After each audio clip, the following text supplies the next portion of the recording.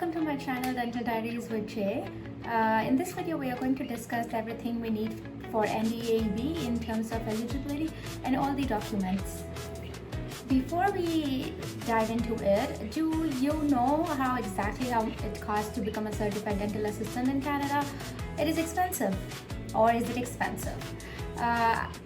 Stay till the end because I'm going to reveal the total cost breakdown for everything and some of the cost which most of the people don't know that comes with the exam.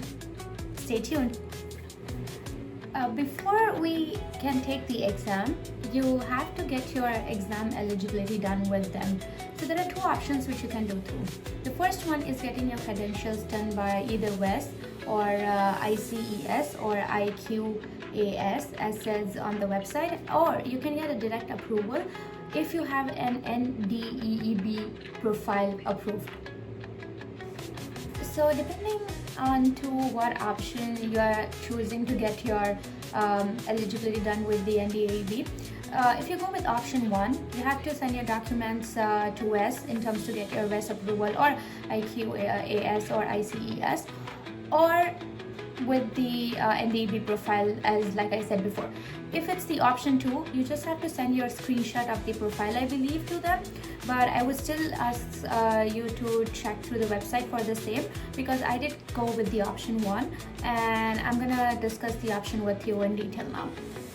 Once you have chosen your eligibility route, now it's the time to submit documents to NDAEB. Now there are 5 to 6 forms or documents that you have to submit to NDAEB. The first one being the bank draft for around $320. The second is a signed informed consent. The third one is a DACWR report. You'll find that form on the NDAEB website. I am going to upload a separate video on how to fill that form up, so don't worry about that. A notarized copy of all your transcripts and diplomas, and if there is a name change, you have to submit an affidavit for the same. Before we go ahead, here's a very important tip. Now that you have submitted your document to WES and it's still in the process, you can still submit this sets of documents to NDAEB. Just let them know which date and when were the documents submitted to WES, ICES or IQAS, depending on what. So NDAEB can work on documents that you have sent to them, and once the WES is ready, WES can directly send the document to NDAEB. When you do the WES, let them know that you have an extra recipient and put NDAEB as one of them. So once your report is ready, it will be with them. So you can simultaneously do that. You don't have to wait for WES to send the documents. You can do that together. Now let's talk about the cost of this process. You might be surprised at the total amount. So let's get started. So the total cost for the exam, including your eligibility, your application fees, written examination and clinical examination, is on your screen.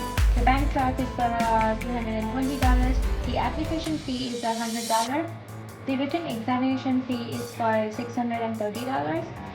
With clinical practical examination, it is $1,685, which also has the application fee of $100. So you have to pay application fee for the written examination, which is $100, and again an application fee with the clinical practical examination. Now if you take the exam again, if it's a written examination, you will have to pay $630 again with the application fee. For clinical part, it's a little bit different. If it is 5 or more skills, you might have to give the entire set of skills again, which is $1,685. If it is 4 skills or less than that, then you pay $365 for a skill and a $100 application fee, of course, with it.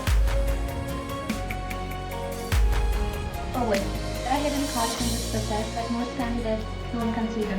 If you're traveling from another city or province, you might have to take these factors into the expenses.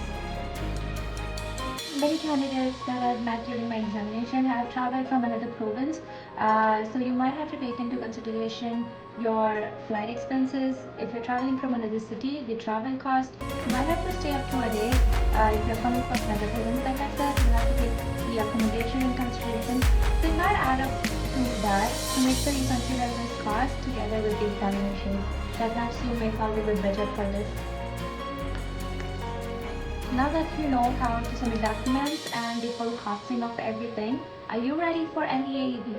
Comment below if you have any further questions or concerns regarding the same.